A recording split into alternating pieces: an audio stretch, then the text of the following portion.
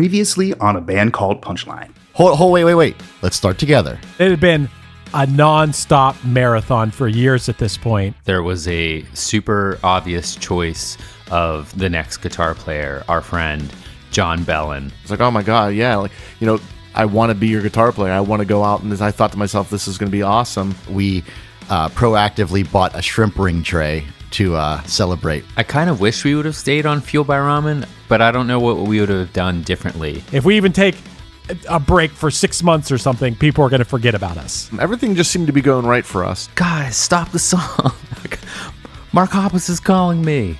I lost my cymbals. The world is ending. Equal. Same thing. Jamie's enthusiasm was definitely infectious. The best part of waking up is Folgers in your cup. August in Phoenix is one of the hottest times and places on planet Earth. It just all clicked, and it was such a cool, relaxing vibe. Smart Studios had the most amazing collection of gear. And I think we all got a little bit teary-eyed thinking, man, that song came out really, really, really good. Just really feeling like we made the best Punchline album. We were extremely inspired. I was keeping the secret from Steve and Chris. Looking back, there are probably lots of signs that PJ was unhappy, but I honestly didn't think that he was ever going to quit. I hated that we had lost our friendship. I don't think I'm going to be a part of this tour. I think I'm going to be finished. I'm an extremely fortunate person that I existed in the world at the same time as everyone who I got to do Punchline with. Man, I have a crazy idea. And I remember before I even said what my crazy idea was, Steve said something like, I think I have the same idea.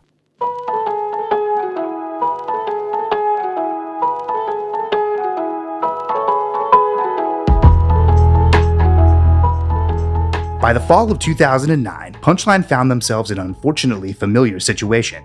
With an album that still felt new and another tour on the horizon, they were without an essential piece of the musical puzzle.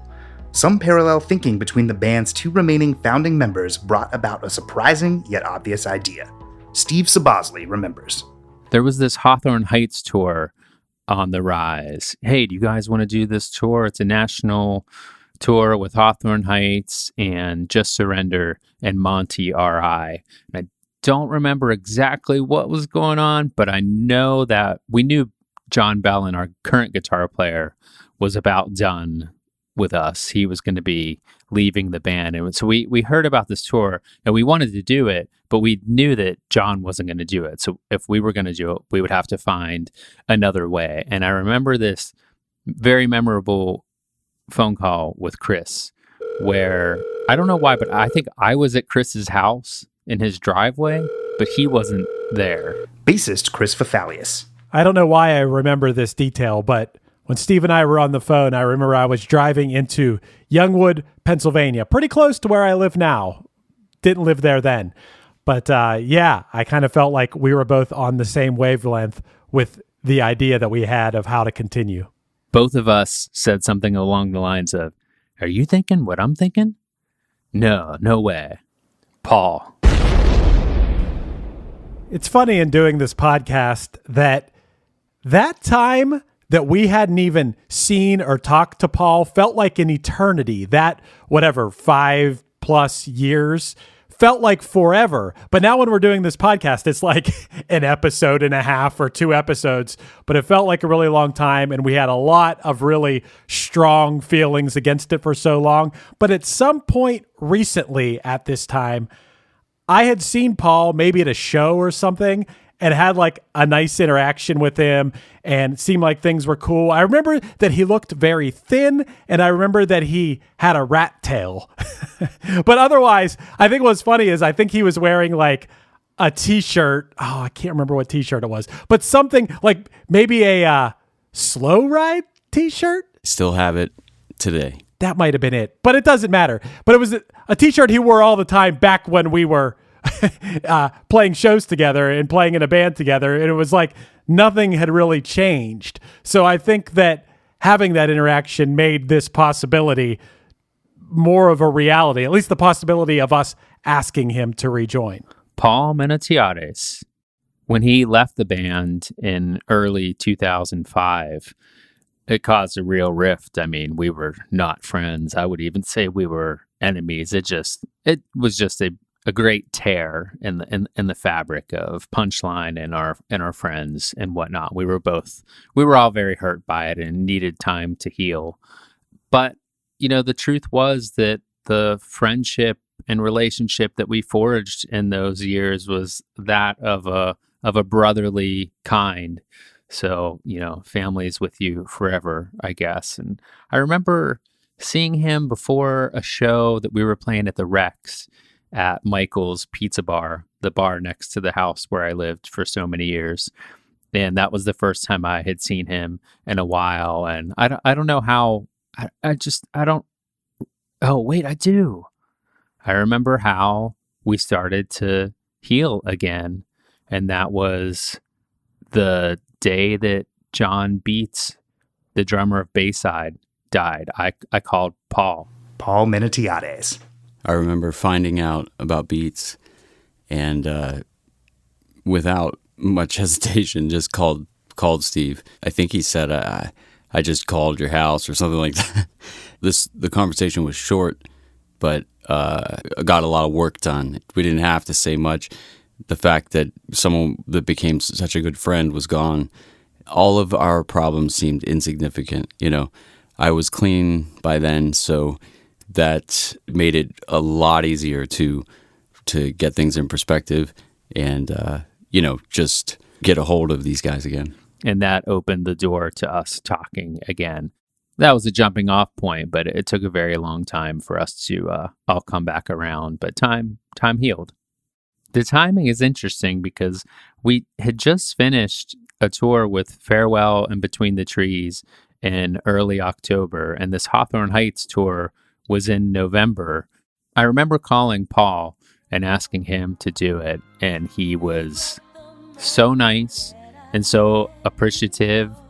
And I think he even said, I really appreciate the opportunity to do this. And it was just so sweet and felt really right in my heart that we were reuniting.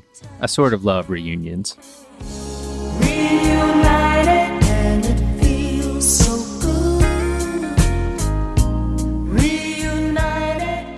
I think we fell into playing together again really naturally. It felt really good and right to be playing together again, and I think we fell into the same old inside jokes and things like that. And more than anything, I think we were really glad to see that he was okay. We were so mad about things for so long that I don't think I was checking in or asking about him. And, I felt like things were kind of bad where we left off. So I was happy to see that he was all good. I was also really excited to let everyone know that we were playing together again. Hi, my name is Michael Hollins and I run TDR Records out of the suburbs of Chicago. Steve and I talked on the phone about once a month or so. He's always been real funny with just throwing big news out there with no warning. One day he said, "Paul's back," and I had no idea what was in store. But I remember Steve's tone was a mixture of excitement and relief, like, yeah, it's going to be good. So we're getting ready to go on the road. It's me, Chris, Paul, and Pat on the drums. And the tour was with Hawthorne Heights, Just Surrender, and Monty R.I. It was really cool that Nick Testa, our friend Nick the Night Beast from the band Night Beast, was on the tour as a guitar tech for Hawthorne Heights. He was originally in the band when they were called A Day in the Life. Hey, I'm Nick Testa. Goodbye. The tour started in Cleveland at the Grog Shop, and the band Ann Arbor played this show. Thank you, concertarchives.com, for reminding me of this thing I totally forgot about. I remember we played Vermont on this tour for the first time, and we had to take a ferry to get to the show, and we saw a beautiful sunset. I was driving and realizing now these guys immediately put me to work. I was driving on the very first show of this tour, my first tour back. Just kidding. Steve loves reminding me about how, I forget who pointed it out, who noticed first, maybe Pat, that as we crossed this body of water on the ferry, my hands remained on the wheel, 10 and 2. It was fun to have Paul back with us and play some of the songs that we hadn't gotten to play that he had been a big part of. I remember we played Play at these shows, and it was epic. I hope that you listen up, confusion, persistent, problems solved themselves.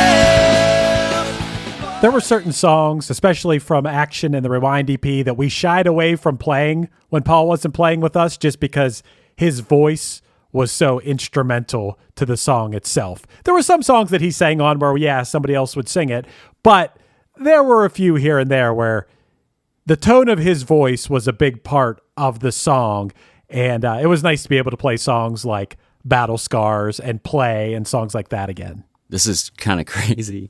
The van that they had at the time had a tape deck, okay?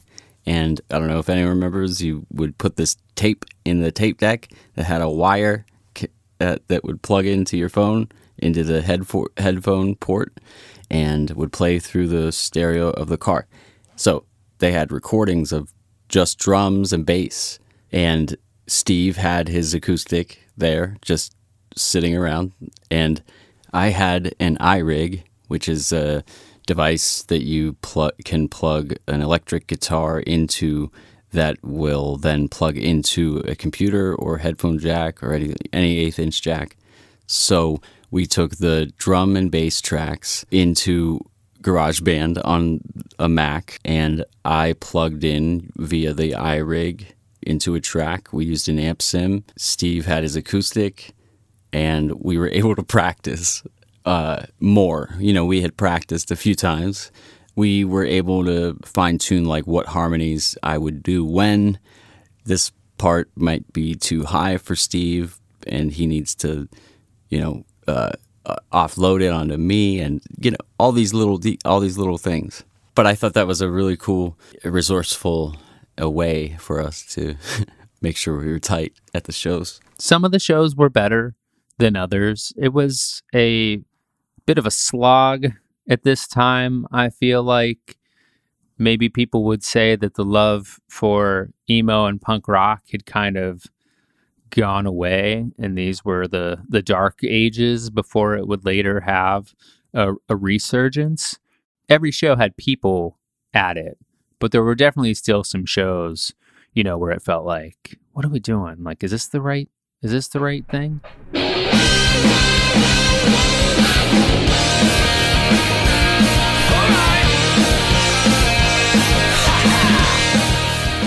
We had an off day. We were in Alabama, and it was just a long travel day. And I don't know how we got on this thread, but we were laughing about like writing punk songs, or maybe I grabbed the guitar. We always had like a loose guitar in the van that was just some junk acoustic that would, be sitting up. So it was there, and sometimes on these long rides we'd break out the acoustic and sing along. But we started making up songs, these like punk songs. Chris was sitting he was sitting shotgun, and I was sitting behind him, and I had the guitar, and we were just kind of improvising these songs, and it was like lightning in a bottle. And all these songs started coming out, and they were just cracking us up, kind of like a Rancid type parody. And this was called The Vipers. Living on the street is hard. Living on the street is hard. Living on the street is hard when your heart's broken. Living on the street is hard. Living on the street is hard. Living on the street is hard when your heart's broken. Well, I met this girl named Puke. She had a crackhead's tattoo. I said, what you drinking, girl? She said, I don't know. I said, girl, what's your name? She said, Puke's my fucking name. And she took me to the crackhead show at Buster's. Cause living on the street is hard. Living on the street. There were a good 5 songs written in 15 minutes where all of the lyrics were improvised. And I guess, I'm playing guitar, making up chords as I'm going, and he's singing the songs as he's going. And we're just howling as we're doing this, like all of us. in the van. And I mean, a lot of the songs just never really changed. And we have recordings of this. It's super funny. Maybe just to us, but it's very funny. This is a song about my everyday life. Living in the street without even a lift, I see to lay my head on. Living on the street is hard. Living on the street is hard. Living on the street is hard when your heart's broken. I think the Vipers should be its own episode of the podcast, but I'm just impressed that night I was riding. I don't know if I had to be like kind of drunk and just straight off the top of my head making up these songs. And I love that when we eventually actually recorded these songs in a studio, that nothing about the lyrics or even the delivery, the sometimes clunky delivery of the lyrics changed. We stayed true to the original voice recordings in the van. Former Punchline drummer Pat D. Following that drive, just became a slew of entering so many things into the Vipers universe. We also took it upon us to live the Viper lifestyle, which included ordering all of the same thing across the board for the four of us, and if you did not, you would be shunned. This began this whole other side tale that, I don't know, are we going to tell this here? Maybe a breakout episode, or maybe never talk about it at all. But I was kind of sad on this tour, and I started to think, man, I think I want to go back to college and finish my degree at Pitt. I think I had a year or a year and a half left. I didn't even really know. And it wasn't that I wanted to hit the books. I think that I was fearing that I needed another path or some kind of backup plan. I'm not sure. I was around 28, 29 and sort of freaking out. I was still in the state of mind, and it's a state of mind that I have never left, and I don't think I'll ever leave, that when we're not playing shows or doing anything Punchline related at the moment, I'll do whatever to get by, to make money. But in the end, what I really want to do is make music. And more specifically, I want to make music as the band Punchline.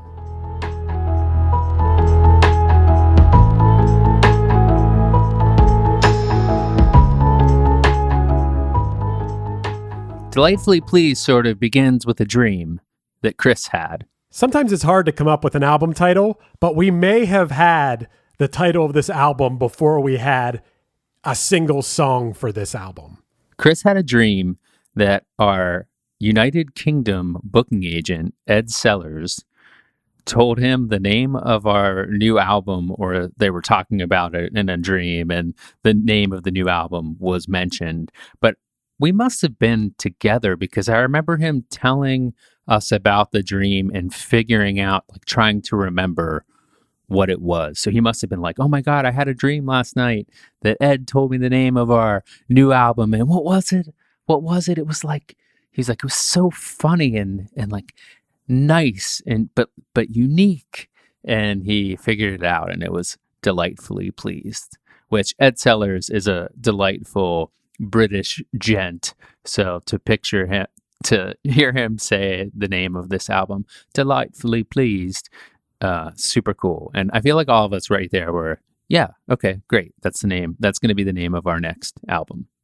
We had been working on new songs, and we booked Jamie Woolford to come to Pittsburgh area to produce our next album. I remember really liking a lot of the ideas that I came into, that they had going. I don't know, like I can't remember like what happened when, but one practice we were at Chris's and Steve was showing me the bones for the Reinventor. And that was a song that I got really jazzed on and saw a lot of opportunity for some cool guitar work. And it just generally reminded me of a band I really like called Bracket. So I wanted to like play on that, lean into that. And Greatest Party Ever, same thing, a lot of cool guitar stuff. So yeah, I was definitely excited about everything. Pat D. 21 Forever and Greatest Party Ever were some of the first ones, I believe, to come together at Chris's house while practicing. Was very excited on those songs and to be writing with the guys. We had a lot of fun working on the Just Say Yes album with Jamie Woolford. We loved his energy. Obviously, we loved his skill as a producer, and we loved the way that the songs sounded, the way that the 8 songs that he produced on that album turned out, and the fact that he was willing to come up close to us and go to Innovation Studios with Mike Ofka and work out of there, which I think is something he had already done. It was like a really obvious decision, like, hell yeah, we're going to do that. Hey, my name is Jamie Woolford, and I am the producer of Delightfully Pleased. So I don't perfectly recall like a phone call or an email exchange or anything like that about doing the next record. I think I had been in touch with the band up until that point, just to see how things are going with Just Say Yes. And I was asked, or my presence was requested to reprise my role as producer on the next record. And I had just recently finished working with a band called Gene the Werewolf, which is Jon Belan's other band, and we did that record at Innovation Studios in Steubenville, Ohio, and it seemed like an opportunity that would just kind of change things up a bit, work in a different place, work in a place that, it was close, for the band to kind of get to, and 2, somewhere where I was now already familiar with the kind of the ins and outs of everything. We had already been working on some songs before Paul rejoined us. And I remember noticing that Pat, who had been amazing at learning our songs that we already had, like the action songs, the 37 Everywhere songs, he did great at that. But when it came to trying out new songs and, okay, let's try this. Okay, no, let's try this. We're auditioning 3 or 4 ideas, lightning fast, picking a lane, and moving forward. And when it came to this, I just don't think that he had the 10,000 hours of this that we had probably had at that point, because, we're a decade plus in. Pat D. remembers. Was not taking very good care of myself at all. And I think that was evident to the other guys. They were kind enough to never be malicious about my drinking habits or anything like that. But it was very evident that I was struggling, and it wasn't going well. It was just sort of budding at that time, as what I can look back now as a very young, naive 22-year-old. In terms of my drumming, I'd very much been going with the fake it until you make it mentality, and really hadn't put my 10,000 hours in yet. But we had some good ideas, and then Paul came back to the band, and those ideas just really took off. I remember doing a lot of writing and demoing at my house in the south side of Pittsburgh, and we started practicing near there at this storage space called Store Express. I like how most of these songs that we dedicated our lives to were written in very small, cramped storage spaces in Pittsburgh. Store Express. It's an okay place to practice. Man, Store Express was a gem at one time. It was a gem. We used to be able to go on the roof, in the summertime, and it was great. It was you could see the city. It was such a privilege, right, at first. And then, some metal band had to cause a ruckus and ruin it for everybody. And obviously they shut that down. But it's amazing. It is crazy how many hours of my life have been spent in, tight storage units in weird buildings tucked in corners of the city. But sure, when you spend enough time in one of those rooms, enough time, it can be bad for the brain. And strangely enough, to bring it full circle, where we practice now is the storage building in McKees Rocks where we wrote the record Action. It's kind of neat how when the band members change, how that changes the dynamic of putting the songs together or the ultimate sound of the band. But with Paul back, that tweaked the sound that we had, kind of making us more punk again, steering us away from maybe a Ben Foldsy direction that we were headed in with Just Say Yes. And that's okay with me. I personally think that I think that was the right move. Whatever. I love this record, Delightfully Pleased. I love everything about it, the presentation included. I just don't even bother thinking about that in this situation, for better or for worse. But yeah, I stand by it. We're always walking a fine line with Punchline between exactly what we want to write and what we think people want from us. And I don't think you should ever really write from the perspective of this is what people want from us. But maybe on a few of the songs on Delightfully Pleased, we were thinking that way. And I don't think that takes anything away from the songs, but I do think if we were writing the same album again now, we might still write those same songs with the same melodies and same lyrics, but the presentation might be a little less pop punk than a few of them ended up being. But we liked that, and we felt, hey, maybe if we give them something like Action again, steer back in that direction a little bit. I mean, we weren't trying to make a second Action. It's hard to really go back in that way. And I mean, this was years later. We have different inspiration, different kinds of songs are coming back. But we thought, hey, let's give it a punk edge. We were all local, so we had a lot of time to prep, and we were going to record in the spring of 2010. I went back to school at Pitt to finish, and that was during this time frame. And I was jazzed about learning and raising my hand to answer questions. It came time for Jamie to arrive, and I felt like we had the collection of songs dialed in. And I want to say that we sent Jamie a lot of demos in advance and worked through them. And we had a good idea of what we were going to record when he came to town. There was a lot of demos going around, and the material was great. It definitely needed like the process of, working with a producer and getting all the kind of the lumpy parts sort of shaved off and made into a thing that was kind of ready to record. So he comes to town and comes to our practice space to start pre-production. We have our first day, and I thought that it went pretty well. The day is over. I'm going home. I just live down the street. So I go home. I get this call from the guys asking me to come back. So I hop in my car and I go back. I get back to the practice space and everybody's outside, but Pat is not there. And Jamie says to me, Jamie, who's very blunt and maybe really good at what he does because he doesn't hold back. But Jamie says, hey, I don't know who's playing drums on this album, but it's not Pat. Oh boy. Yeah, I was underwhelmed. I was underwhelmed with what I was hearing.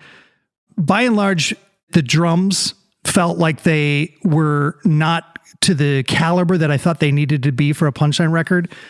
And I had just made a Punchline record like a year or so earlier, so I was already sort of, ingrained in what Punchline was capable of and what I thought Punchline sounded like.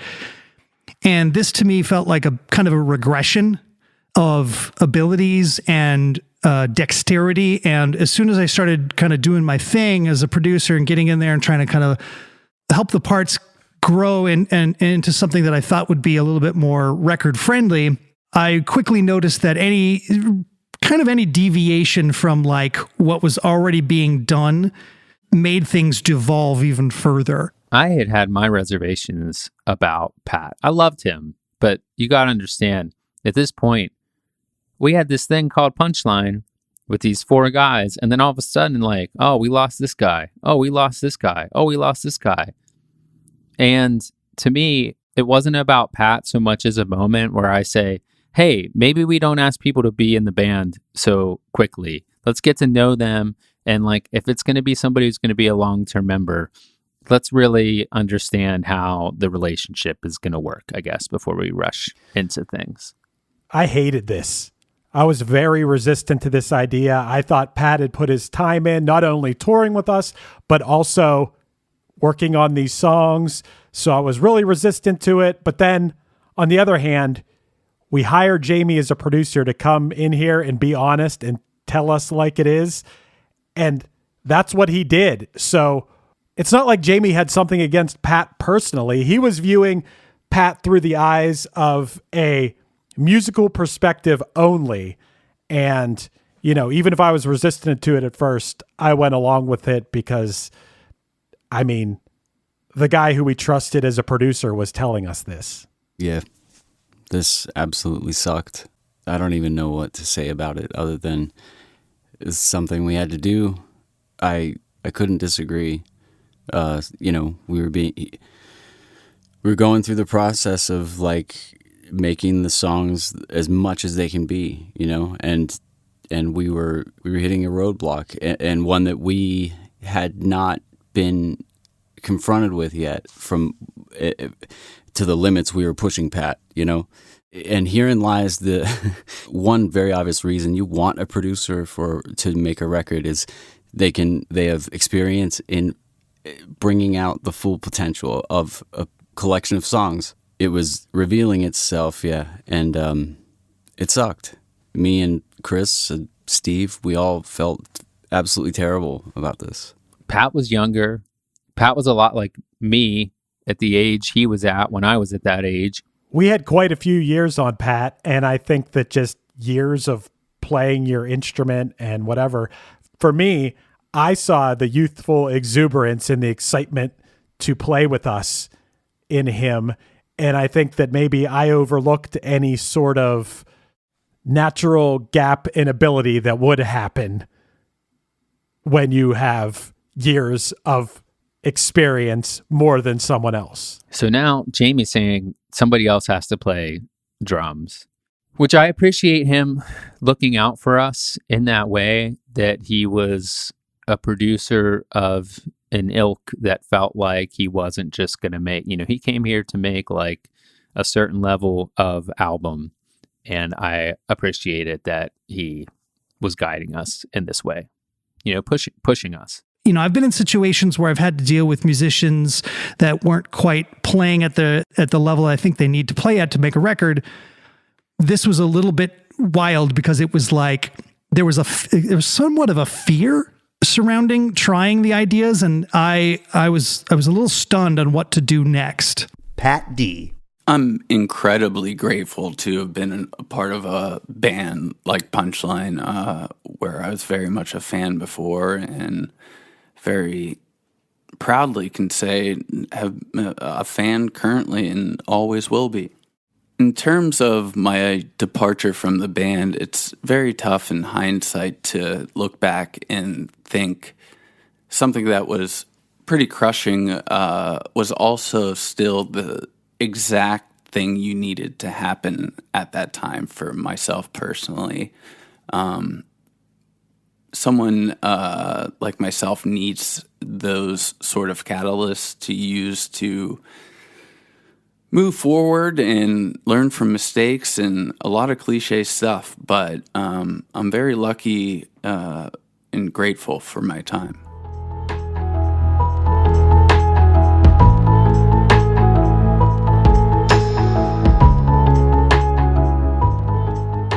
The band now found itself in an unknown territory. Despite undergoing some member changes over the years, being drummerless with mere days left before tracking was to begin on a new album posed a whole new challenge. What transpired over this recording process would bring a fresh face into the Punchline world, one that would help shape the band's signature sound in the approaching decade. Paul had this band, The Composure, and his drummer, Cory was a couple years younger than Paul, and this kind of wild kid who I knew peripherally from having, become friends with Paul again and seeing The Composure. But instantly Paul's like, well, Cory could do it. Cory's freaking amazing. And this just awesome young kid that Paul was kind of, I feel like, showing the ropes, and Cory just really took it and ran and became this amazing drummer. The obvious choice was Cory. I knew that he would be able to learn and track a record with a couple of weeks of preparation, maybe 2 weeks. But I had seen him do ridiculous things recording with the composer and Mark McCluskey in Chicago. I'm going to go ahead and tell the story. Mark had suggested changing the drum part of the bridge to this song called My Mistake to Make to... I could explain it. It's just math, It's just like a series of halving the beat of the song. I don't know. I know there's a term for it. It's just not coming to me. But maybe Chris will help me out and just plop the clip of the bridge in here. Who are you supposed to be anymore? Goddamn, you play me for a fool and I that bad. Who are you supposed to be anymore? It was super hard. It had to be super hard. It was like, I don't know, from the outside, it seemed impossible or something. And he was able to get it and get it for real without the help of editing or anything. And the control room absolutely erupted. And by that, I mean, we all freaked out. At this point, I'd heard a lot of talk about how good Cory was at drums, but I hadn't yet seen it with my own eyes. I mean, I feel like he was always pretty amazing from the time that I knew him, but I don't want to give off that this was some kind of natural talent, because it might have been, but Cory has just worked really, really hard and plays drums a lot. We had to move on this sort of fast. Studio time was booked and whatnot.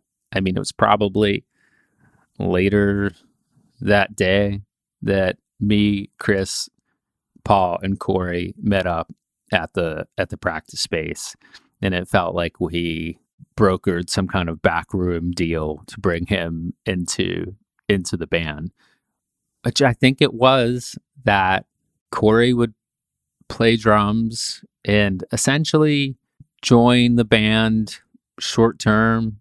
I definitely feel like it was some kind of trial thing, but also part of it was that our label, Modern Short Stories, was going to put out the next Composure record and maybe pay for the pressing or something along those lines. Hey everyone, it is Cory, the current drummer of Punchline, and I've been playing drums with Punchline like 12 or 13 years now, I think. And I think that makes me the longest running drummer in Punchline.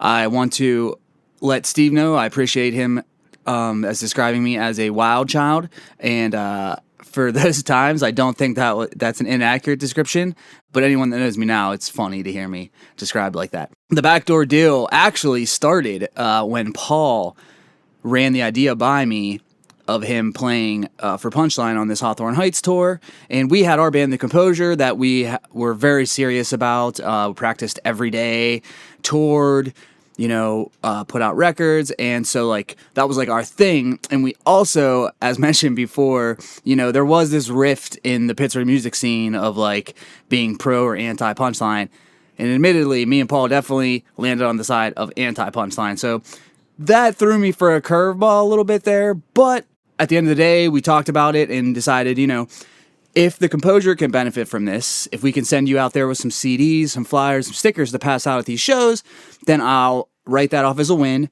for the Composure, and I'm cool with this. And this is all pre me being discussed about playing at all. But yeah, when it came to me playing for Punchline and doing drums on this record, obviously the deal needed spicing it up a little bit. So I do think Steve's correct on that. Modern Short Stories put out the Composure's record, Strings Attached, and also an EP later on, Stay the Course. But it definitely was a surprise because obviously me and Paul talked every day. We were still in the Composure together. And I thought, he was going to do pre-production and then they were going to record a record, and I thought everything was totally cool and fine there. So when I got that call, I was definitely a bit surprised, and I was also a little confused on what to do because I was friends with Pat D too, and I knew how if I were in his shoes that would feel. But you know, sometimes in life and definitely in the music industry, you got to do things that are going to further your career. And I'm not saying like, you know, step on people or anything like that, but an opportunity was laid in front of me that at that time, I think I would have been unwise to not take. And it definitely was that next step for me as far as my drumming goes and getting to get on the road more and just experience more things that I wanted my career to be. Yeah, I don't know. A lot of people's lives are involved in these bands. You know, we expect them, well, it requires that you are, you know, ready at hand for a good tour that comes up or whatever. You know, there were other members of the composer that were essentially like, you know, having to just deal with this because, and they just don't have a choice in this. So I don't know, man, you know, there's uncomfortable realities, properties of negotiation. It's mostly just trade-offs. It's not tidy solutions. While it all turned out to be great in the end, at the time in this little meeting we were having, I was very skeptical because it just felt, I don't know, something about it. But then once we all started playing music, it felt great. It's really interesting, and we'll come back to this, but you know, you start recording with drums, but it's like day one and the drummer's coming to the band. So we actually recorded the drums for this album last. We did everything else first, and then Cory came in and got to be this lucky drummer. I guess if that's how you want to describe a drummer who has to learn a whole record and track it in like a week. Who plays drums to the final product, where usually drummers are playing to a click track and a scratch guitar, like, you know, a temporary guitar just sketching out the song. So that was pretty neat. Typically, when you go to make a record, drums are kind of game day opener, and we build. It's the foundation in which a record is sort of built upon. So the premise that we would put it at the end of making the record was, I think, somewhat frightening to the band. I have heard of it being done. I had only really had one experience where drums were recorded at the end of a song, and it worked fine. It was a little wonky, just because there was a couple of things that you just have to kind of, okay, well, the drummer didn't play what everybody thought he was going to play, so everybody's playing something a little bit different. They're playing to a drum part that's not there now, so there was like a little massaging that, you know, had to be done, and fortunately, you know, something like Pro Tools is super suited to helping mitigate those oddities. But this was now going to be a whole record where we made the record on top of a drum machine that was pretty precise in our intentions for what the parts should be, but then the actual drums would come later. Yeah, so recording drums last on a record, definitely foreign to me. And there are positives to it. Like you have the whole song and all the cool sounding stuff going on in your ears while you get to record. But the main weird thing, what Jamie kind of touched on, is that for drummers, a lot of the parts I'm playing or making up are happening because those are very natural to me. And what's natural to one person could not be natural to another person. So although a lot of, you know, the songs that I got sent with the drums being programmed on them, they were great and helped me. Some of that stuff obviously was very robotic and just not what I was going to naturally play. So for me, that was the hardest part of doing drums last, would be me kind of linking up with what was natural to the rest of the band, as opposed to them linking up what was natural to me when the drums were the first thing that we tracked. We recorded this at Innovation Studios in Steubenville, Ohio, with Mike Ofka, the wonderful Mike Ofka, who at this point, we had gone to this studio or to record with him for the self-titled album, the recording of Icicles, our Christmas song, the action B-side, Changing Lanes. We did the action demos there. I mean, this was our spot at home. It was in Ohio, but it's an hour away. But this was our spot when we had something to record. We went to Mike. So it was super cool to finally be doing another record here. Hi, my name is Mike Ofka, and I was the owner and operator of Innovation Studios, which is where Punchline recorded the album known as Delightfully Pleased. It was recorded during the month of May in 2010. For that album, they hired producer Jamie Woolford, who flew into Pittsburgh from Arizona and lived at the studio for 2 weeks. The studio was located in Steubenville, Ohio, which is only 40 minutes west of Pittsburgh. During the recording of Delightfully Pleased, I served as the assistant engineer and an occasional guitarist. My mom grew up around Steubenville, so I was kind of familiar with that area when I was a kid. And I remember around, somewhere in these years, my grandma was getting rid of her television set and offered it to me. Hey, you come out here, see your grandma, you can get this TV, go home, boom, you got a new TV. So I go to pick up this TV. Big day of driving around, making trips, hauling cargo.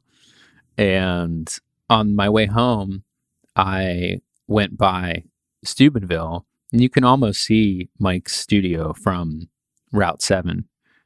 And I was like, I can't be this close and not stop by. So I stopped in to say hello.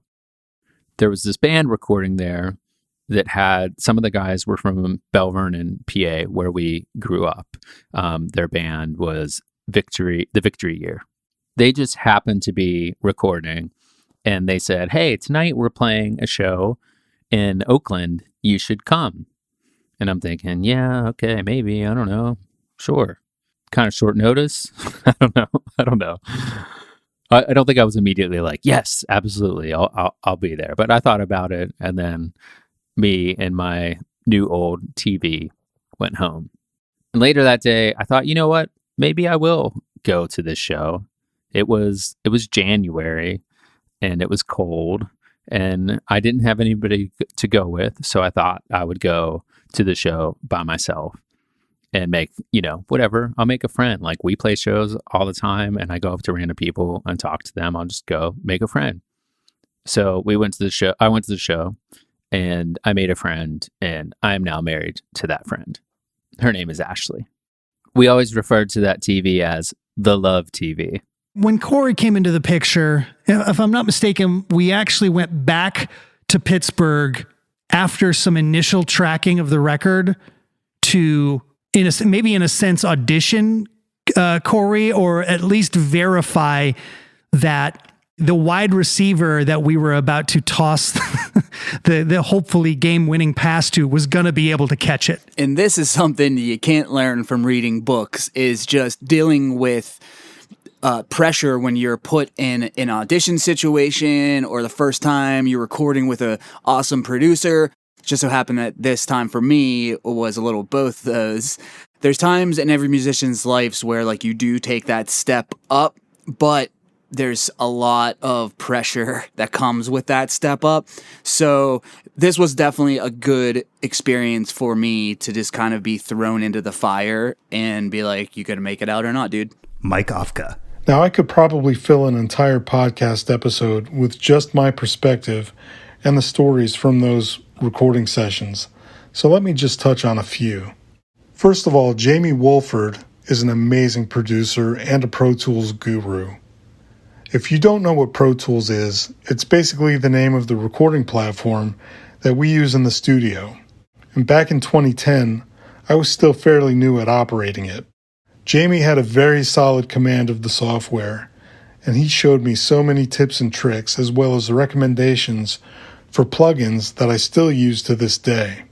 The studio was built in a huge 1890s Victorian home with wood floors, 10-foot high ceilings, and thick plaster walls. It really was an awesome building. I used to use microphones in the front staircase to capture the natural reverb on the drums. Jamie helped me fine-tune this technique and helped me realize the full potential of room miking the drums in that building. I could go on and on about the specifics of what I learned from Jamie.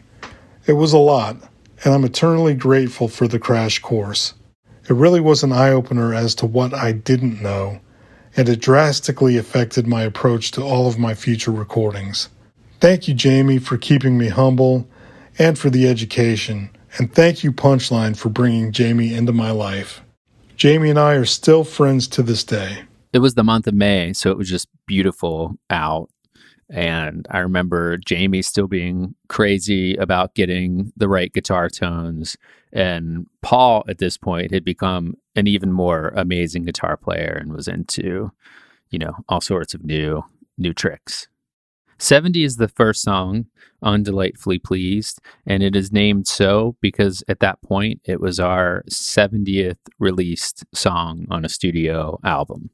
That song sort of gets into the narrative of our band and our story as far as, having our own struggles and whatnot. Trying to make it, baby. I'm personally a total sucker for the snare on the one drum beat. Chun, chun, chun, chun.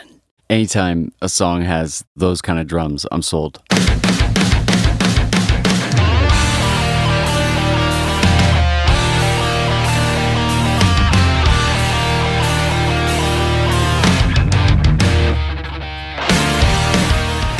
There was this real trope among bands at the time of writing songs about being on the road and missing home or missing a loved one back at home. So I think we, for the most part, tried to avoid falling into that sort of stereotypical thing that a band like ours would write about, like basically songs about being a band.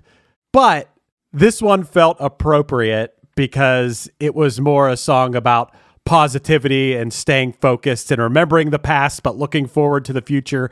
It just really felt like a culmination of everything that was going on. Paul coming back to the band, us feeling focused on what we were doing and taking another shot. So I don't think this fell totally into that sort of thing. I think 70 was probably the first song that I was sent, and I definitely remember listening to it and being like, wow, like Punchline getting back to let's rip some pop punk, I guess you would call it, but it just had that action thing going on, and that song got me really excited to want to track drums on this. We love the spirit of songs like As Sharp as a Flat from Action that were sort of autobiographical but uplifting and full of hope. So we wanted to inject some of that into this song and this album. I think someone told us along the way that we make inspirational music or hopeful music of hope. And we thought, yeah, maybe we do. So maybe we'll keep doing that. If anyone out there feels like the music of Punchline has given them hope or makes them more hopeful, I think that's the ultimate compliment because that's what making the music of Punchline has done for me personally. In this era, though, felt a little left behind by some people. You grow up and you see how things are and you understand how things are, but they still hurt at the time. I guess you could say we felt sort of like outsiders. But we also had this thing where like we saw like we're going to keep going. So you can bet on us. I really love that we gave Club Laga a shout out in this song. Had a vision in the days of Laga. I love that we put that line in. Vision in the days of Lago was a platinum dream and a touring saga. We shot for the moon and missed, so we discovered our own planet. Our nights I can't remember. In the song 70, there's the line in the bridge, ignore us, adore us. And Paul and Chris are very Greek. Maybe Paul's Greekiness is a little more at the surface. But Paul used to always say, ignore us, adore us. Maybe that's more Latin. And you'll choose, ignore us, adore us. You're what keeps us hanging on. You're what keeps us hanging. Punchline also had this thing called fans, loyal fans. And, maybe some of that is driven by other things that aren't just the music, right? But, I mean... that has to be the first reason that people like your band, right? So, even when I was in Punchline previously and my time not in Punchline and coming back, and being on this record. It was amazing to me how many fans that they had still, and to this day. The fans of Punchline are what was the best motivator to keep going. The Reinventor has this signature shuffle beat that when I think about how the beat is played, it makes my brain hurt.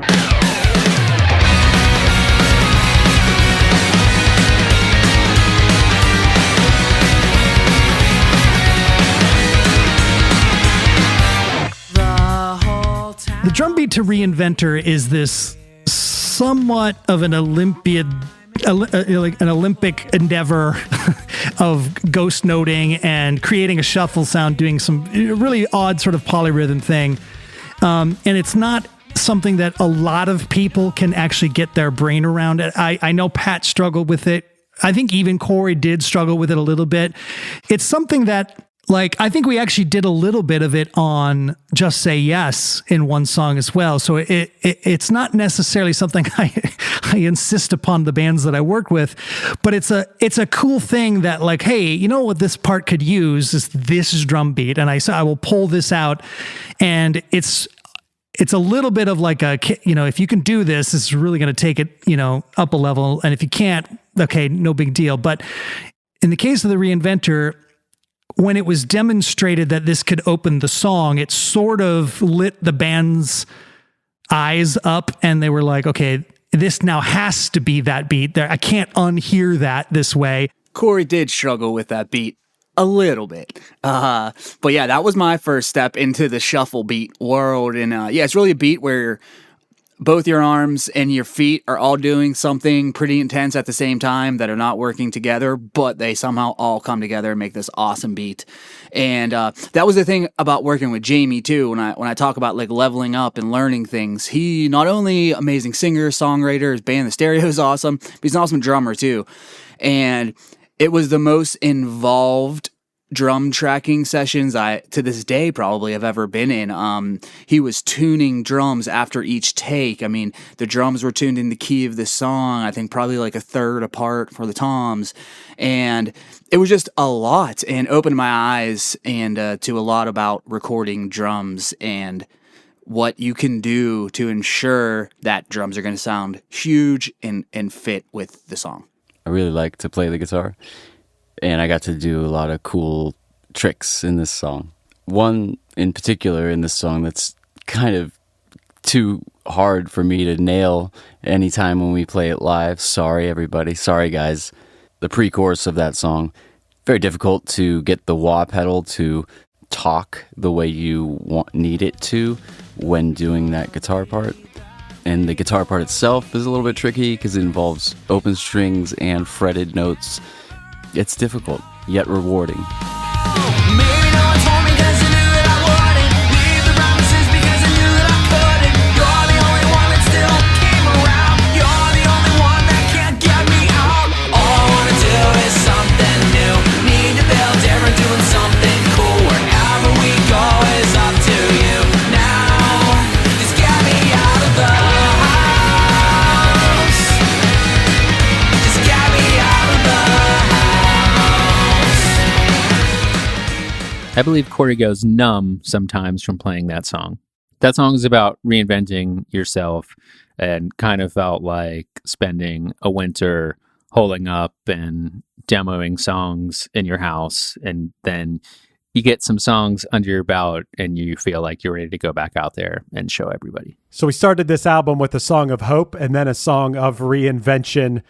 There's no doubt that these songs were from a collective personal place where we all really felt the songs. They were what was going on in our lives. I think that's how a lot of times I'm able to define, and my bandmates say the same thing, able to define eras of my life by what Punchline album was out at the time. You could almost go into some of the songs and see what state of mind we were either in personally or collectively as a band.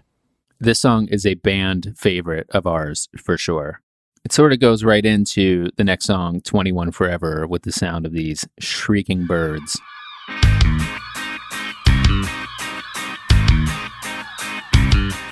We knew this song was special for this record because the chorus just really, really soared. Paul was born to sing this chorus. The chorus of this song very much feels like the chorus of Just Getting Started or Battle Scars. It's in an area that's super comfortable for me, and it's super comfortable for Steve, nailing harmonies in that key. E is our friend. But you can't be 21 forever. No, you can't be 21 forever. And I know all about bad weather. But you can't be 21 forever. We made a music video for this song at Club Diesel, where we had been playing a lot in Pittsburgh, and it was fun because it was filmed at a live show, and I think we played it 2 or 3 times, but it really captured a lot of the people that were coming to see us play all the time, and they're in the music video, and people comment all the time, which is cool. Phil Atkins and the guys from, it was called Quanti Studios at the time, made this music video, and they did a stellar job. They made this giant robot that was like the baby robot, but a giant baby robot, I guess, that was behind us as our backdrop. This robot fell during the set and caused much panic for some people. I think I was looking the other direction, so I don't even know if I noticed. We filmed at the after party too at Michael's Pizza Bar. And the guys from Spontaneo are in the music video dressed like they were in their music video for the song Bad Weather, which they're dressed like newscasters with mustaches, sort of like Anchorman vibe. But that was fun to connect those dots. It's cool that for a few years there, when we would play a Pittsburgh show, we had a built-in after-party spot, which was the bar that was right next door to where Steve lived. Very convenient for Steve. But, yeah, Michael's, we would all go there. Lots of people from the show would go there. And you don't always have that. A place that's, and it was also like a little bit back from East Carson Street, like the main street in the south side of Pittsburgh. And yeah, there's some pretty cool memories and pretty wild times of going there after shows or just in general. I would venture to say even some times that may have been what would inspire some of the lyrics or the lyrical content of a song like 21 Forever. You kind of could be 21 Forever if you went to Michael's. We had some pretty crazy after parties at Michael's in my house next door. Things were getting a little out of control, and I was definitely feeling like, man, I feel like I started this fire and now I can't put it out. I want to walk away and go to sleep, but I can't. Greatest segue ever.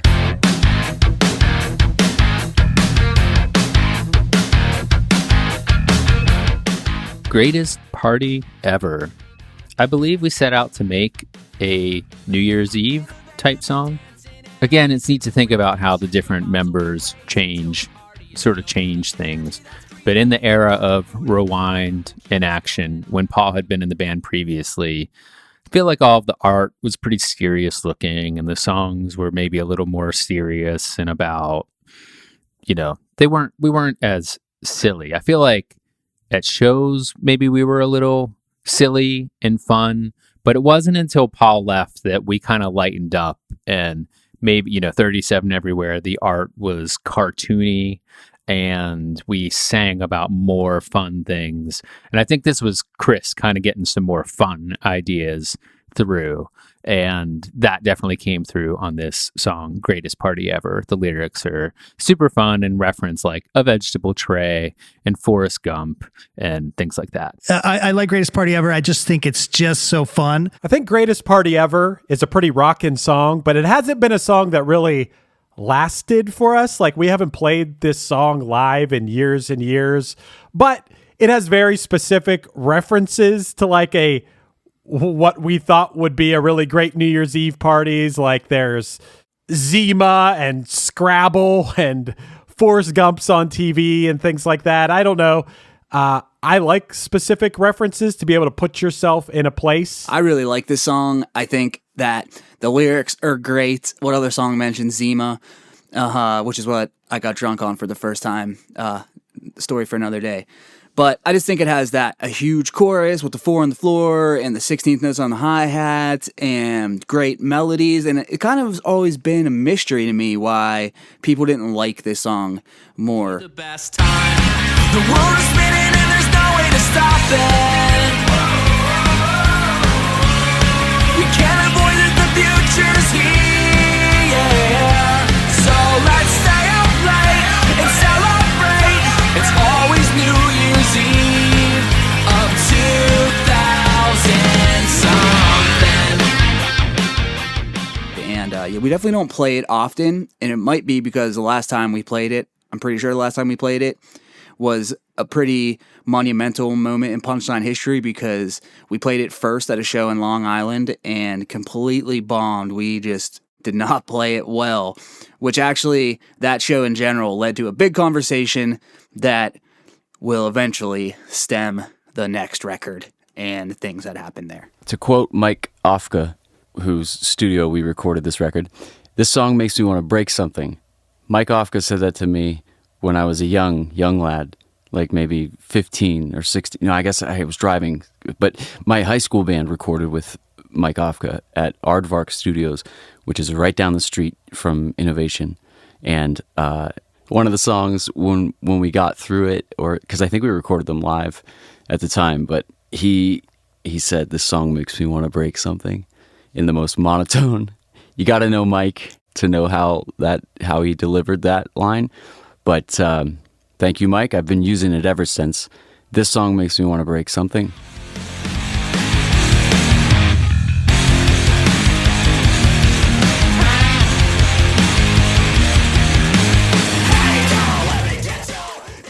And now, delightfully pleasing memories with Mike Ofka. I remember Jamie was having trouble sleeping in the bedroom that I assigned to him because there were birds nesting in the damaged soffit above his room. One day I walked into the studios and I saw Jamie sleeping on the floor of the drum room. He pulled the twin mattresses down the stairs and set them up on the floor right next to the drums. I think he slept there for all of the remaining nights of the session. Roller Coaster Smoke, the guitar riff, came to me in a dream.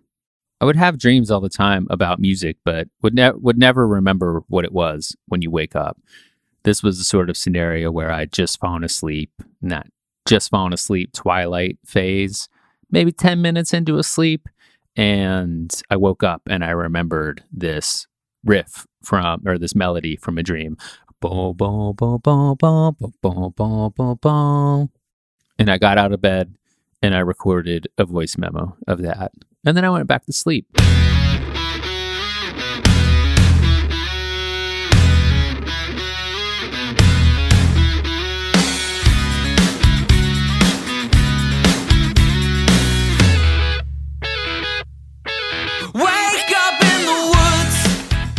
When we were writing this album, it was getting into the final season of the television show Lost. And as we were recording this, it was actually in the last couple episodes. So when we wrote and recorded this song, the finale of the show had not yet happened. We loved the TV show Lost. And I think, in the spirit of having fun songs, we thought it would be fun to have a song about a TV show. I think Just Say Yes and working with Jamie on the last go around made me want to come up with groovier ideas, because a lot of the pop punk stuff was, and 37 Everywhere stuff was like doo-doo-dot, doo-doo-dot, doo-doo-dot, doo-doo-dot, doo-doo-dot, doo-doo-dot, doo-doo-dot, doo-doo-dot, or doo-dot, doo-doo-dot, doo-dot, doo-doo-dot. So I was ready for a little more groove in my life. This song has stayed in our set for a really long time. If you're at a show where there's a lot of songs in the style of punk being played, this song really sticks out and is pretty memorable. The riff alone is pretty memorable. It is for sure a very memorable, great lead melody. The do do do do do do do do do, so good and so memorable that there's speculation a certain Nickelodeon TV show just totally took it. Not to name names, but Shimmer and Shine. There's magic, there's friendships, adventures for all. So much to discover in Faraway Falls. Shimmer and shine. If you listen to that theme song, it is Roller Coaster Smoke, same key. Crazy. Not making any accusations. We've given up on the legal route. I think this is one of the most naturally dancey Punchline songs. The song has always stood out against our other songs in the set. A little bit of insider gearhead info. I used a Legend of Fuzz pedal on this song. I also endured, grueling thousands of hours of watching this TV show Lost as a study to catch up to be on the same wavelength as these guys with this show. So I didn't have to wait all the time and everything. I'm one of these people that binged it all. So maybe the ending wasn't as surprising to me or so much of a letdown. This was also the first song that was ever released from this album, which was released the day that Lost ended. I think Chris was bummed about this song after Lost ended because he didn't like how the ending went down. The ending of Lost was just the worst. And for all the years of watching and loving it, for me to realize like, oh, they were just making up like, oh, wouldn't it be weird if we did this as they went along? And then at the end, they basically were just like, oh, it's just all a dream or we're all in heaven or something. It was a huge disappointment. These dudes were so bummed about the ending of Lost that I had not seen the show at this point. So I just went ahead and watched the last episode so that I just couldn't watch Lost because I'd already seen the bad ending. I really wouldn't have expected it, but this song I feel like has turned out to be one of the favorites from this album. The fact that Lost inspired us to write this song that I really like is probably the only thing I like about Lost nowadays. Mike Hollins remembers. What I didn't see coming or even realize as it was happening was Paul singing the lyrics from Rewind in the bridge. I literally forgot for a minute where it was from and felt this shot of pure nostalgia while also thinking it was brand new. Sometimes I wish I can go back and hear certain songs for the first time, and this was the closest I've ever come. Take this tape, a soundtrack to my brain. Things that I just cannot say to you. Take this tape, a soundtrack to my brain. Things that I've already said to you.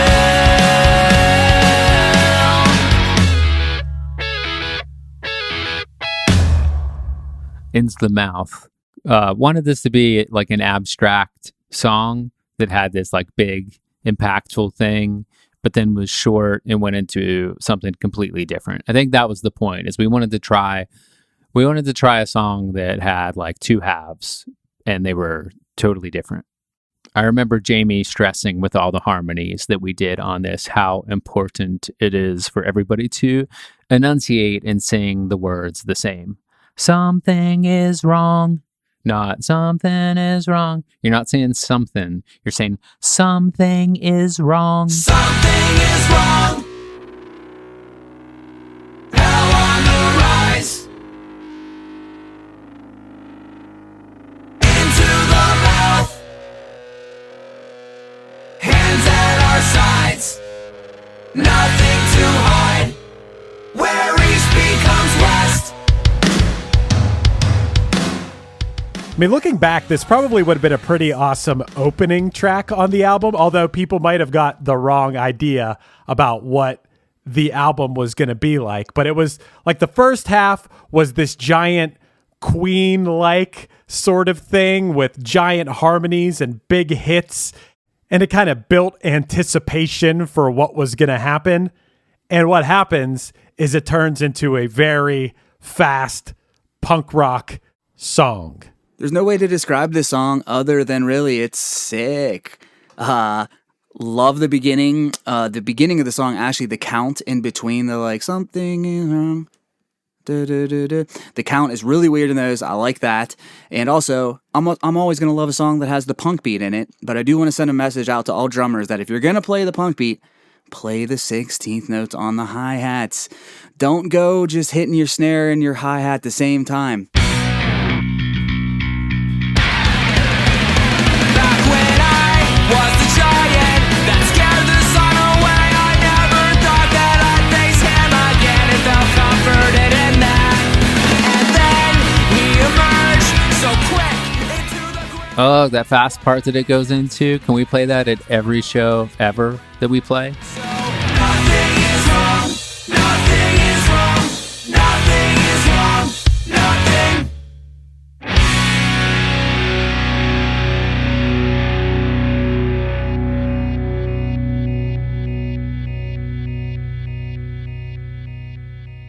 And now, another delightfully pleasing memory with Mike Ofka.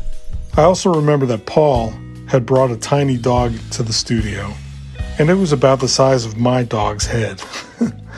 They got along great, and it was just really funny to see the contrast in size.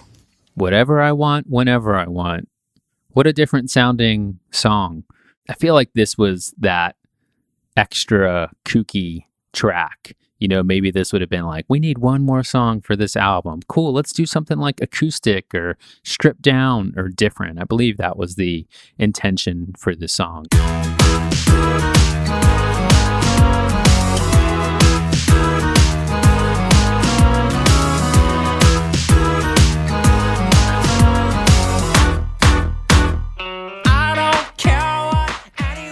I got to play bass on this song because somehow I was the best piano player in the building. Somehow. Because, you know, the bass part is like a synth part, so it had to be played on a MIDI keyboard. But best person for the job, best piano player in the building? I don't know. That's just never, ever happened before.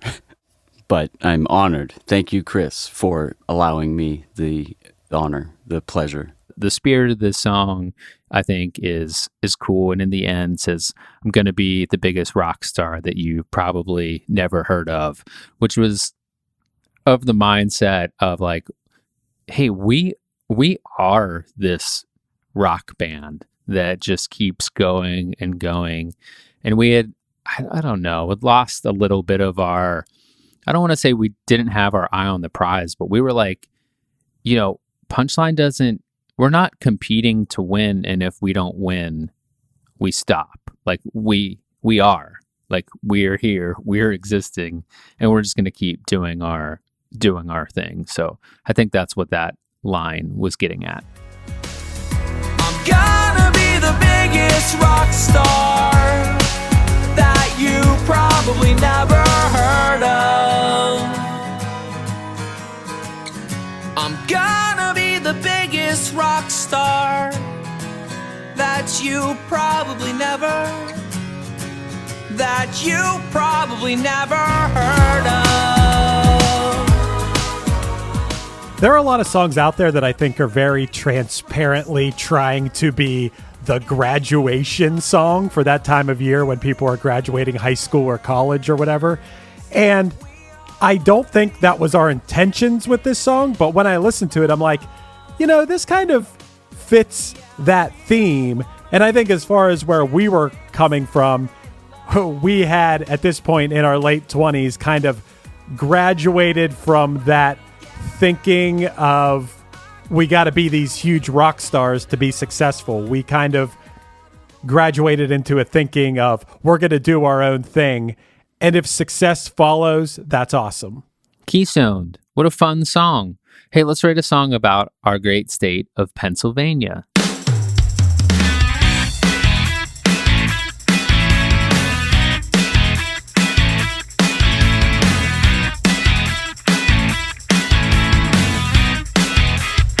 The shape was rectangular.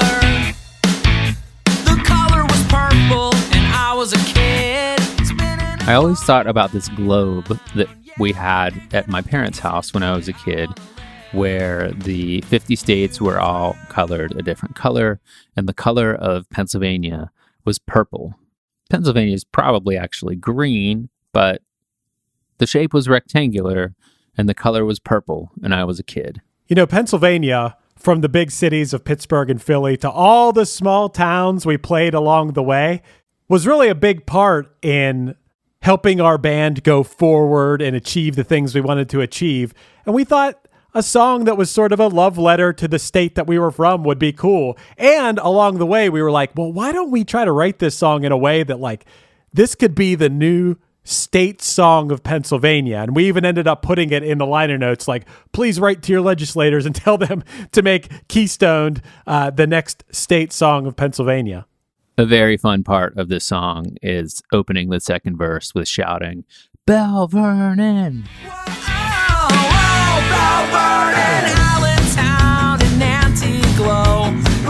Shout out to Nanty Glow. We use this as an opportunity to unload a lot of funny sounding city names that we had seen in our travels over the years. We have this rule in our band, I guess it's a rule. Cory says it's a rule. Sometimes we break it, but that we're not allowed to play Keystone outside of Pennsylvania. Hey, rules are made to be broken, just not that one. We said that we wanted this song to become the next state song. Maybe someday it will, but this is a song that we play very consistently at shows. It's such a fun song to play live. You know, I could see someone saying that a song like this is pretty cheesy, and then I might get self-conscious about it, but then I just have to remind myself that, like, bands that I love that on one hand could write super emotional, meaningful songs could also write a fun, uplifting song like this. Like, the perfect example is They Might Be Giants. They Might Be Giants would totally write a state song, and they could still write a song that could choke me up. So anytime I feel like, oh, this is too cheesy or whatever, I think to myself, like, hey, a lot of the music that I love and loved growing up, the artists would do this same thing. So then I'm like, screw that. I love playing a song about Pennsylvania. NoFX is another example of a band that is silly on one track and then can choke me up on the next one. They wouldn't write this song. They wouldn't write the Pennsylvania song. No, but we did. This song is super guitar riffy, including a very NoFX-y riffy bridge.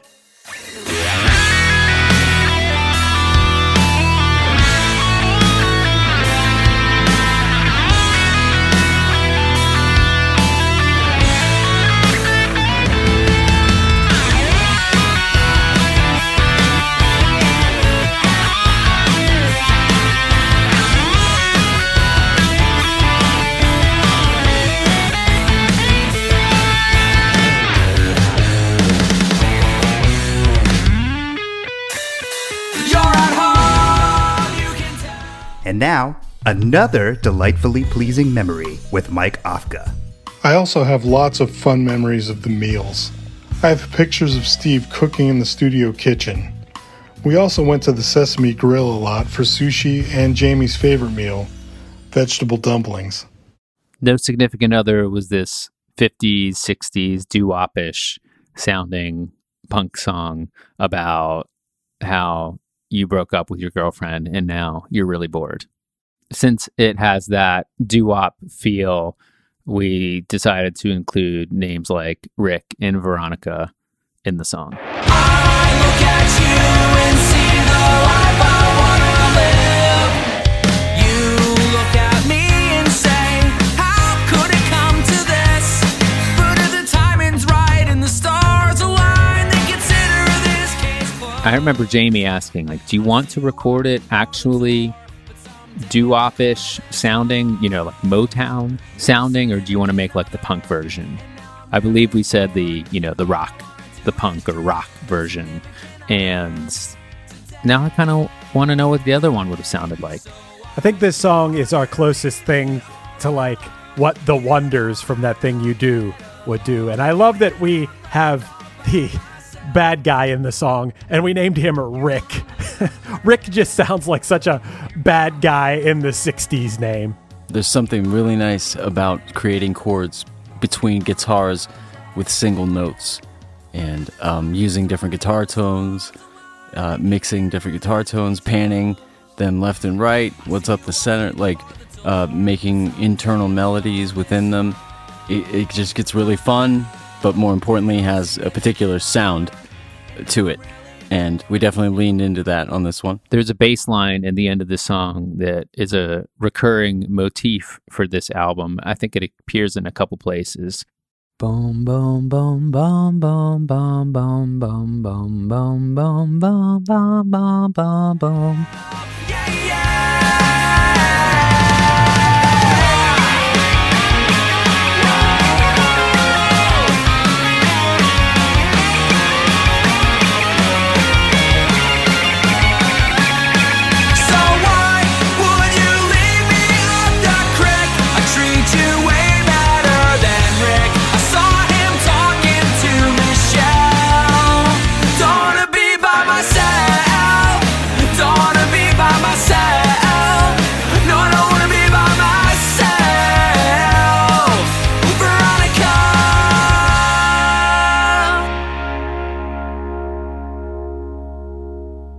Coyotes in B major. I remember the original idea for this song was called Ridiculous, and then I couldn't figure that one out, so took the verses from that and merged it with another idea, and we all poured our hearts into this song and put together this kind of crazy song called Coyotes in B major. Covered in thumbtacks and wearing the legs of an ape costume in the desert at high noon. My head shaved down the middle, got a rat on my shoulder. I try to look forward, but I paper clips on my eyelids. I don't know how many podcasts I've said this on in the past, but I really like songs that can successfully have a ton of lyrics and still be a really good song. And I think this is one of them. The verses are real wordy, painting a picture of all this weird imagery, like being covered in thumbtacks and wearing the legs of an ape costume. You feel ridiculous and you're in pain. You've been humiliated. You probably gathered that. And then Paul comes in and sings the chorus. What happened last night? Did we do what I think we did? Coyotes sing inside the caverns where we hid. I wouldn't change it. In fact, I'd turn the clock around to sing this chorus. A disclaimer of sound. I think we should just be. I got to give Paul credit for either, bringing a lot of key change ideas and modulation stuff, or just inspiring those kinds of ideas in the workplace or whatever. But the musicality of this song, moving all over the place, it's pretty fun, and there's a lot of those moments on this album too. Our good friend Diego Burns from the band Spontaneo sings the bridge of this song, and it was super fun. He came to the studio to record it. I think their whole band came to the studio, and we hung out on the trampoline out back, and it was super fun. Started pretty simple, your favorite drink, this rounds on me. But now I lost a friend because it's still too hard to see. I think we should just be friends. We made a music video for this song at Presque Isle on Lake Erie in the dead of winter, and it was the coldest moment of my life. We filmed it out on the frozen Lake Erie, and there were scenes where I was ice fishing, and in between every take, I remember our friend Jordan would run out with a big blanket for me and cover me in the blanket to keep me warm until the next take. But man, top 3 coldest I've ever been in my life for sure. That video was made by the Quanti Studios guys again, and I appreciate their efforts to make this epic and beautiful thing. Our friend Johnny Yitzkanish appeared in the music video. He was sitting on a log on the beach. Our friend Justin Will from Cleveland, who did the artwork for this album, was also in the music video. Justin Will did a great job of being a very angry sailor in this video. Our friend Erin from Dayton was also in the video. Her and her friend Courtney came out for it, and they're super cool Punchline fans who bring that Dayton energy. But yeah, it was really cold. A universal theme was definitely written to be the last song on on the album. We thought it was fun. The first line opens, This is a reaction to the songs we're forced to hear. Spread like reaction, like reaction.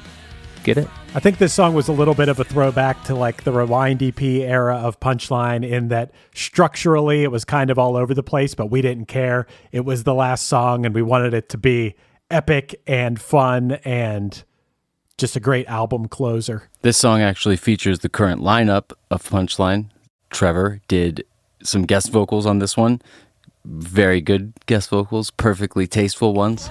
on the tip of your tongue. The future is here finally. Writing an end to an open chapter. Who you are depends on what's inside of you. Spin the globe and change the world. Revolutionary. Super fun, fast punk song with an epic halftime chorus. Who you are depends on what's inside of you. Spin the globe and change the world. Revolutionary.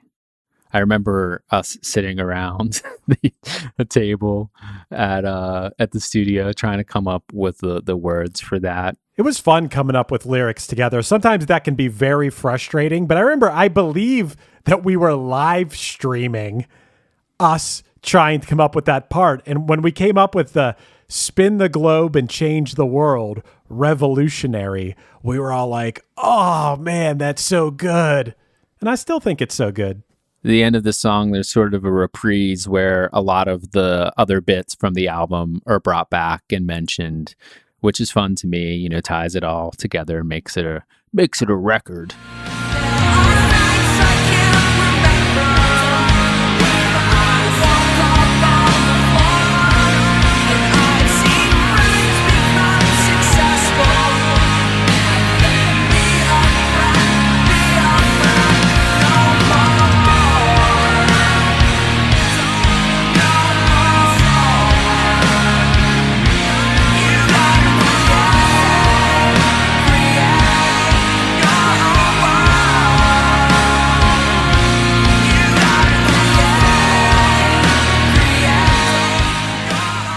And then the song sort of devolves, similar to the way that the Rewind EP devolved in the end of Power Off. I think it's a really well thought out closing track on an album. Yeah, it wouldn't be a single, it's an album track, but as a closer, I think it's really cool in the ending how melodies and lyrics from songs all throughout the album come back and are sung over top of each other, and it all works so nicely. Yeah, really proud of this closing track. I suppose it is a Punchline thing that we do, where we put these last songs on the record that at the end of those songs, they kind of blow up into this land of chaos with parts coming back and drums going crazy. And usually in the studio when we're recording those last songs, I'll do a take that's the beat. And then I'll do a couple takes that are just go crazy and try to push myself to the limit of what I can do. Plus, there was this mantra of, you got to create your own world, which I believe we felt like that's what we were doing. So we were singing about it. Mike Ofka. Delightfully Pleased was a profoundly impactful record on me in so many ways, and on many different levels. And it marks a very proud chapter of my career. Every time I listen to the record, the memories come flooding back. I'm very proud of all of the work I've done with Punchline over the last 20 plus years, but Delightfully Pleased stands out as the highlight. As an added bonus, I now have lifelong friends and collaborators that I would never have had otherwise. Thank you, Punchline, Jamie Woolford, and everyone else who was involved. This segment was brought to you by my YouTube channel, @NowhereBoundAdventures. Thank you for listening. This is Mike Ofka, signing off.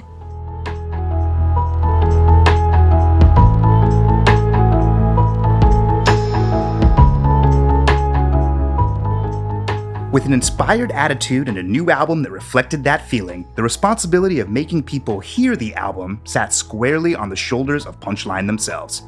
This was not an unfamiliar situation for the band, having not only self-released their last album, but also from a decade plus of a DIY work ethic. Step 1. Could the album art match the vibe of the record? Steve Sabosley remembers. The artwork was made by our Cleveland friend, Justin Will, who did a knockout job. It's very orange and has this wild scene on the cover. I remember seeing a picture of or learning about what a hellmouth was, and I thought, wow, it would be cool to have the album cover be some kind of hellmouth, like depicting four figures walking back into hell for another album cycle. There are four characters on the cover that I think were each supposed to represent one of us. I think Steve wanted to be the lion, Cory, the little robot, because he's like a robot playing drums. Paul, of course, the viper. And I think I'm the dolphin because at the time I had seen that documentary, The Cove, about the dolphin murder. And I was always wearing this dolphin hoodie that I bought after I saw The Cove. So I don't know. I think that is the correct cast of characters. Justin really worked with us on this to kind of hit the vision, and I really appreciate it. But there's lots of fun symbolism in it. There's three like shadowy ghosts who are supposed to represent the former members who weren't in the band, and there were some graves there. One of the graves had been dug up to kind of show that Paul's grave had been dug up and like he's been brought back into the band. Of course, we pressed CDs for this, and we got one of those like outer cardboard sleeves. I think it's called an O card, and it was very orange and had white text on it. And I thought that it looked so cool. I'm pretty sure our orange O card for our CD is where Frank Ocean years later got the idea for the cover of his album Channel Orange. That's probably where he got it. The Japanese version of the album was this teal green, and they look super cool next to each other. Something super special about Delightfully Pleased and the recording was that I think it's the only album we ever recorded, and maybe the only album anyone's ever recorded, that we finished ahead of schedule. And I remember, it was like approaching dinner time that day, and we finished like, oh, okay, we're done tracking. I think I had expected to be there until, the wee hours, but we finished and we started wrapping up cables, and we put on, I just remember wrapping up cables to The King of Wishful Thinking blasting. Maybe I can fool myself. I'll get over you. I know I will. I'll pretend my ship's not sinking. And it was such a good feeling in the room. Like, wow, we finished it ahead of schedule. We're happy with it. Record is tracked. This was our second independent release post leaving Fuel by Ramen. And Just Say Yes had this big distribution effort to try to get the CDs into stores. And for this one, I don't know if we felt like that was boot or we wanted to try something different, but this was a much more scaled back, like, mail order DIY release, which I'm sure had something to do with, just how much we spent on trying to get Just Say Yes into stores. We thought with this one, hey, let's keep our expenses a little lower and break even more quickly. I remember packing orders in my room on the floor for this, which is, I think that's the only album that I can say that for. So that was special. We went back to Japan for the fourth time on this album cycle, and we got to tour with the band Rufio. We didn't know Rufio, but we felt like we did because there were a couple tours, I think multiple tours that we got because they had been booked for them, but for whatever reason couldn't do them. So then they drop out, tour needs somebody else. Oh, how about Punchline? Yeah, we'll do it. Okay, that's how we got the tour. So now we're touring with them in Japan. I remember first hearing about this tour. This was like a great minute of my life where, sometimes you refresh your email and you see like, oh, okay, like junk mail, one interesting email. I remember refreshing my email and had two emails. One of them was this invite to tour Japan with Rufio, and the other one was I got an email from Ben Folds. I had emailed Ben Folds about maybe producing some Punchline songs, and he wrote me back. But I was like, oh my God, that was the best minute of email in my life. We released Delightfully Pleased as a collaborative effort between our label Modern Short Stories and TDR Records, which was ran by our good friend Mike Hollins. Mike Hollins remembers. I discovered Punchline online during the summer of 2002 during the Rewind era from the links page from the band Over It. I met the guys on Super Bowl Sunday, January 26, 2003, when my band Mayfield played with them and Fall Out Boy at the Divine Cup in Rockford, Illinois. We gave Paul a Mayfield t-shirt, and I think he wore it for the rest of the year. I kept in touch with them on AOL Instant Messenger, Punchline at T-Mail, and even played more shows together. A couple of years later, my label released a split 7-inch with them and Over It.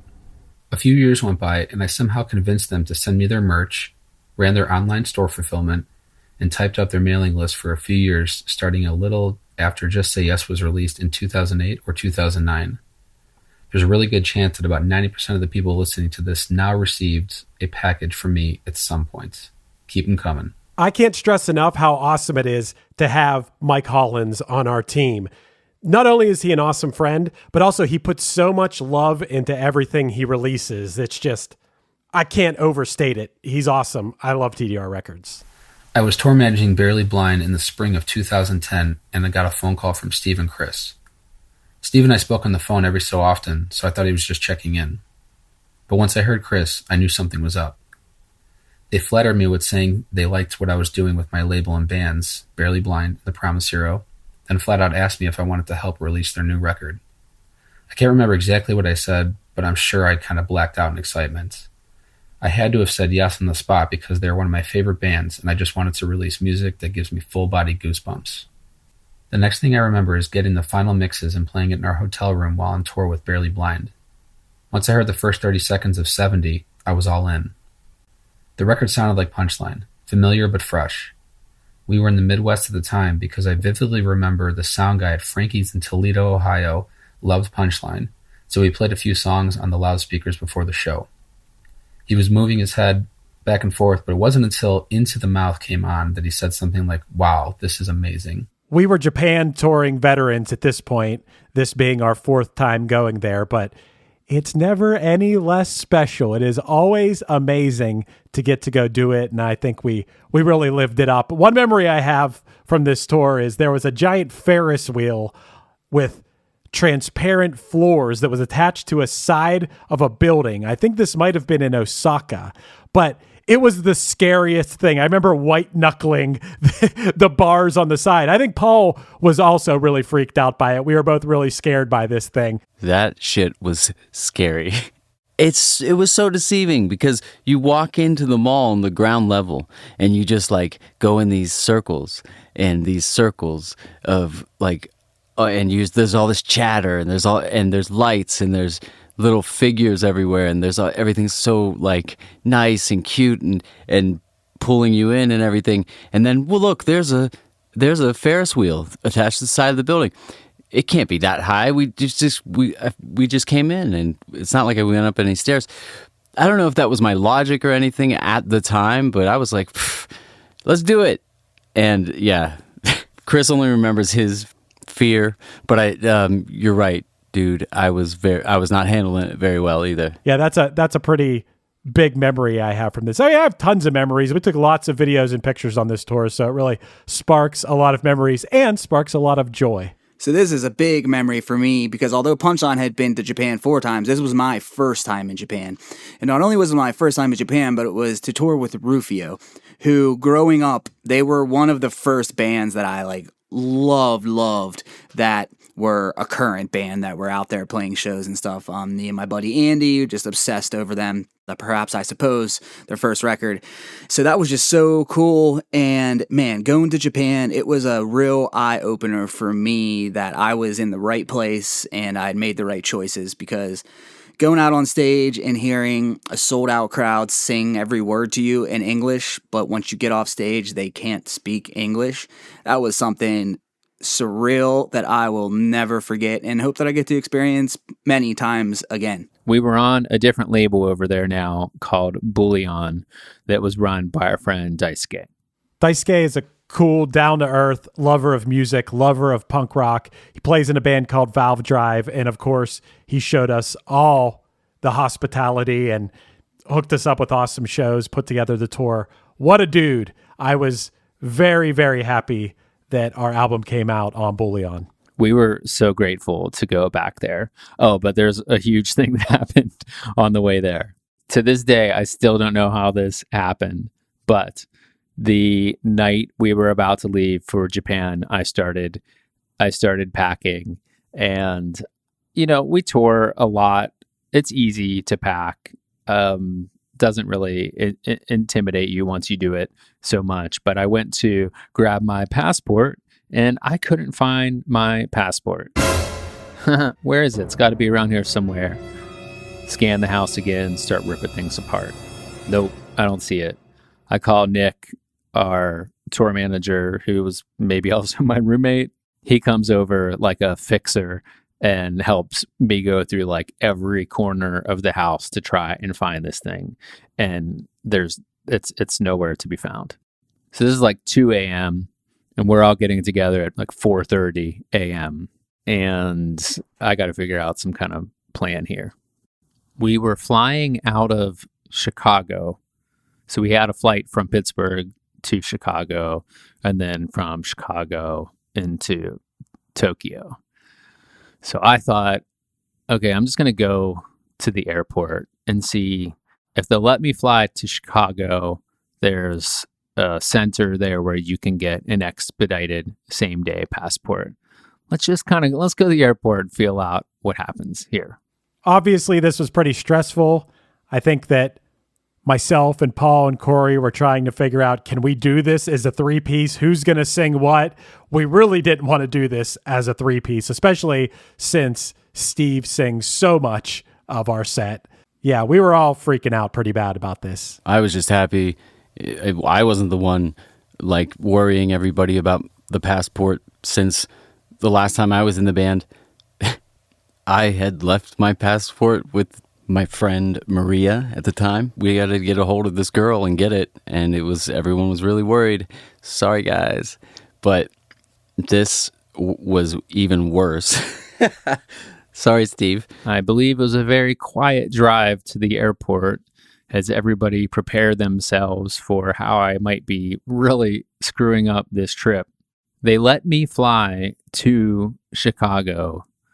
And I think they were bending the rules a little bit so I didn't have a passport to get on this international flight. And even though Pittsburgh to Chicago is not an international flight, the overall trip was. So I should have had a passport, but they let me go to Chicago.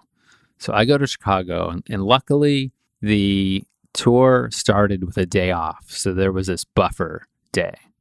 And I remember telling my band, like seeing them off, like, just go, I'll meet you there, it's gonna be fine. And like seeing them walk off, wondering, like, am I actually gonna get to go, like gonna make it there?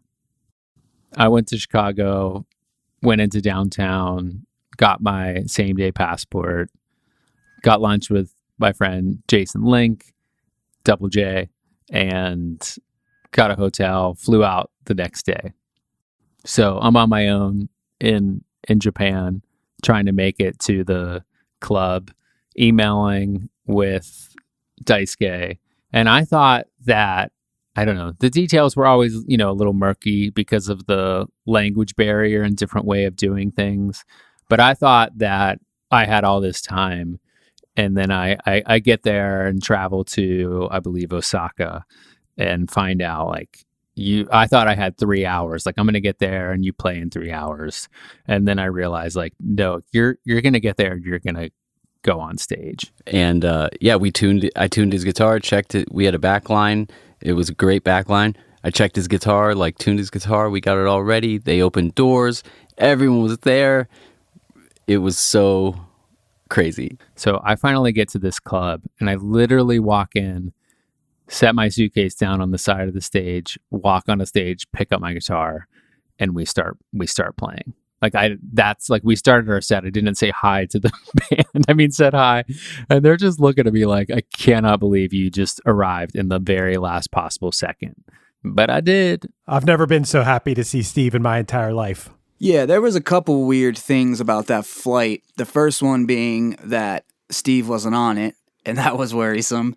Second being that me and Paul thought it was a good idea to eat some brownies for some reason. I don't even like flying. I fly all the time now, and I absolutely hate flying. So I have no idea why we thought that was a good idea, but that just made the whole thing worse. It was a very fun tour. Rufio were super cool. We became good buddies with Terry, the drummer, and I think we played 5 shows. It felt so good to be back there and feel that amazing energy that the crowds give off.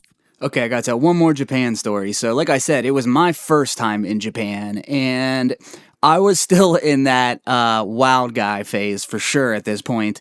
So I wanted to live it up in Japan, and I know after, I think it was the last show, I think everyone had a good time, and we were running around in circles singing songs and stuff, but then me and the Rufio guys decided to go out on Tokyo and really get it in, where the rest of the guys went back to the hotel to go to sleep. We had a flight very early the next morning, so they made the wise decision. I stayed out all night, drank a lot of sake, and at one point I said, you know what, I got to get back. Like, it's just too late. I got to be up for this early flight. So I left the bar thinking that I'd be able to find our hotel. That was not the case. I walked around for, I believe, 4 to 5 hours. I had blisters on my feet. I had called back to the States a bunch of times. My phone bill was crazy. At one point, there was this McDonald's there where we had noticed people would go sleep on the tables late at night, and we asked someone, and they told us that McDonald's was cool with letting people sleep there, but in the couple hours that like the trains were down. So I was leaving messages for people here saying like, if no one finds me, I'm probably at this McDonald's sleeping.